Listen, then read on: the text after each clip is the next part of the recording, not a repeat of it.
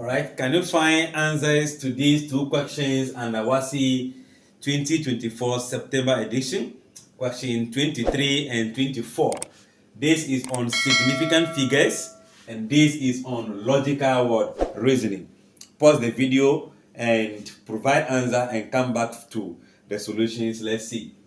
So here we have to express 0.0063075 in three significant figures. Significant figures are values that are other than zero, non-zero digit. So we are beginning from here. All these digits are zero, so they have no significant value until we see a non-zero digit. So all this way we have first significant figure, the second, the third. You see, this zero is significant because it comes after a non-zero digit. So these are three. Now, the 7 to the right of the 0 is more than 5. So it's taken as 1. So that means that 0.0063075 standing in here become 0.00631. This is more than 5. So it's taken as 1 added to the 0. 0 plus 1 is 1. So in all, this becomes the answer for this question.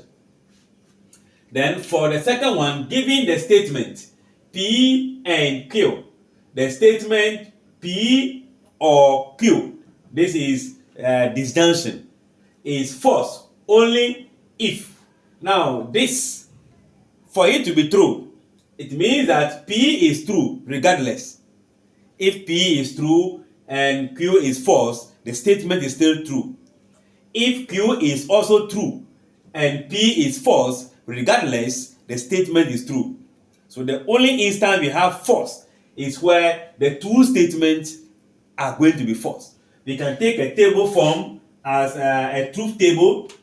Let's say we have truth table.